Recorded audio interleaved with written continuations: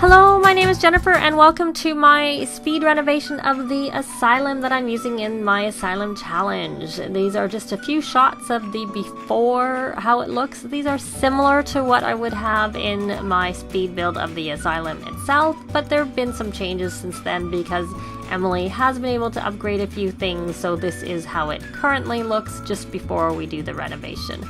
And the reason we're doing the renovation is because in the challenge I had set the goal that once she had completed her first aspiration, she could get rid of like the rundown look of the place. So I've upgraded like the toilet and the shower and the beds because I thought that was a priority, but everything else still needed upgrading, and she has completed not one but two aspirations. She completed them on the same day. So here I'm just going through and really trying to look for all the spider webs and the holes and stuff that I had put in the things that are decoration that come with the vampire stuff pack. And you'll see that I took a bed out. We actually, right after she completed her second aspiration, she did one earlier in the day and the one later, we lost a sim. And of course, according to the Asylum rules, you have to get rid of one bed and one seat for every sim that you lose to a limit, but I don't remember exactly what that is. I'll look it up when I need it. Hopefully I won't. We have made it this far. She has completed 2 aspirations, so hopefully we don't lose anybody else. But these counters are from the Parenthood pack, and I also used the fridge and the stove from the Parenthood pack. They're coming out now. Yeah, I wasn't sure what color to pick, and so I ended up going with that darker blue, deeper blue. And then I'm trying to figure out what bar I want, because that's an old decrepit looking bar and it's pretty huge, to be honest. And the reason I used it was because it was decrepit looking in the first place. And I tried originally, which I cut out, to try and find a bar that would suit the color and the counters that are with Parenthood, but I couldn't find anything that I really liked that went and fit in seamlessly like this fits in seamlessly. So in the end I decided to go with a contrasting sort of counter and just change out the color of the Parenthood counters a little bit. I think they go fairly well together. And of course she had started cooking right before I started, so you saw me have to like take the counter away from her to be able to get it to work. And the wall covering is also from Parenthood. It's my new favorite. I particularly like that wall covering for the kitchen. I like it because you can put the tile backsplash where you need it, but then in the area of the kitchen where you maybe don't want it, you can have the matching sort of whatever you call it at the bottom, the chair rail or whatever, but the paneling at the bottom, you can match it. So here I've decided that I'm going to separate the living room from the kitchen area and have essentially an entranceway, because it's a really big space when you come in, so I thought it would look nicer if we divided it up and make this an entrance area, and also put the closet, which I added another one that you may or may not have noticed. So we now have 2 closets in the Asylum, and I always like adding a fireplace as a focal feature in the living room. I think it looks really nice, and because I can't have chairs or tables or things like that, I was just trying to think of something else that I could add to the place that would take up the space, but you know, using that constraint. And then I realized I didn't want that to be square, so I curved it off using like the Control F button to do that. And I always like to have stone behind my fireplace and or tile, whatever, and also on the floor. So, because in real life you're supposed to have that, because you know, having it go onto wood or carpet or whatever would be a fire hazard, because you can have sparks come out of the fireplace and all that stuff. So I did end up changing out their TV. They now have a wall-mounted TV, and I think the fun ratio on that is a little bit better than what they had, but their TV was actually pretty reasonable that they had. I originally started the challenge, I had a, what did I have? I had a computer, and then I decided to switch it out and get a TV instead, because the Sims were struggling with fun, and I'd done the main thing I needed with the computer. And that was where I was debating whether to put a chair and a love seat and a chair there, and I decided to put 2 love seats still there and get rid of one of the stools in the kitchen area, because they don't really sit on them that much, and I figured with it having a TV for them to have fun, I would let them They honestly don't watch TV that much, but I thought I would let them have the chance that they could sit down and watch the TV. The chair shortage is definitely a problem. And I think then I'm just going around and trying to do a little bit of decorating, moving some of her paintings that she's done. Of course, we have a flirty painting to keep the Asylum flirty, and when we had one big room, one painting was enough.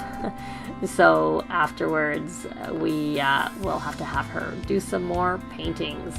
And I think, is this where I'm going? No, this is where I decide I have to add the windows back in for the entranceway. But I don't put it on the other side. There's lots of windows. We don't really need it. And I realized I missed a lot of those water spots, and I'm going around and adding them. And I replaced the trees, the dead trees, with nice looking living trees out here. And that, I decided I do want to use that tree, but I switched it around and then to make the tree out of the front just bigger using the Alt and the square bracket. And that tree over there in the front is the nice tree that comes with the movie stuff pack with the lanterns hanging off of it. It's really nice. I think it's nice. And I add, a bunch of living, nice looking plants to the entranceway and around the house. I don't have them match, I just have them try and make them balance between the two sides, but as opposed to being exactly matching. I find it easier, and I also like the look of it. Not that I don't like it when it matches, I just probably personally don't have the patience to do that myself, which is why I try and have it look balanced, but not exactly the same.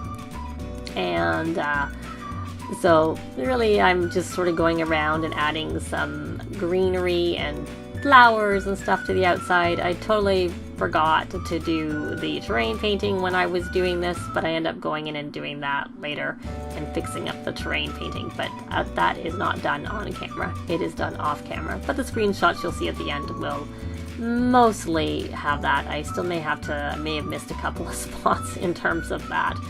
And I think I'm mostly done with the outside for now, and I'm coming in here and rearranging the entranceway a little bit, add a mirror there, and I do sort of go back and forth between the different areas while I'm adding a few finishing touches and some paintings and stuff between the three main rooms. I didn't really make much change. I didn't make any changes to the bedroom.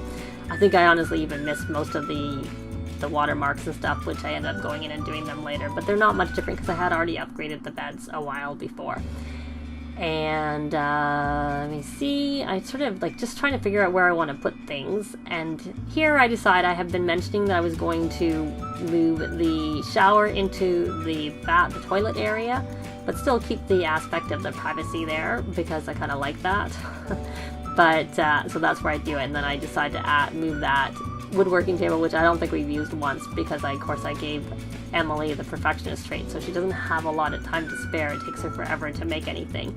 And we're back to the kitchen where I'm adding the upper cabinets, and I do end up keeping this, but I rearrange how it looks. I like that lamp, that sort of stove hood with the light on it that comes from Cool Kitchen, but it's hard to put a counter above it. It doesn't really work. And I'm back to the entranceway where I'm adding actually the things that Emily earned during her work to make nice little sort of features out here. And I'm adding a little bit of clutter to the kitchen. I don't like a lot of clutter because it can lag your game. And also, if you have too much stuff on the counters, I find that the Sims, it gets in their way and they don't really know where to work. So that's why I don't usually put too much out. And then I think I'm looking for a fruit bowl. And the other thing I did is I did add radios everywhere in the house in the different rooms because they're all blocked up, separated from each other. And we're ending on some screenshots, kitchen, and then we'll switch to the entranceway, the living room. And so here we are. We haven't got to the living room yet. We're at the entranceway, and then we will swing in to the living room. So the blues are kind of calming, probably good. And then we'll swing around to the outside very shortly, just a few shots of the outside.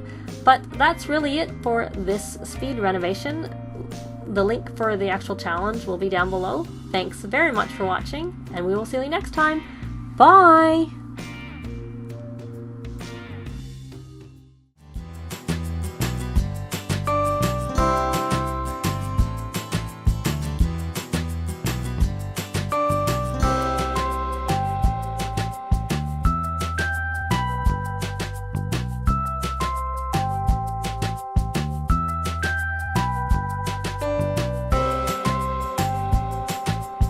If you have any comments or suggestions, please leave them below. I'd love to see them. If you like the video, please leave a like. And if you'd like to see more, please subscribe if you haven't already done so. I'd really appreciate it. Thanks very much.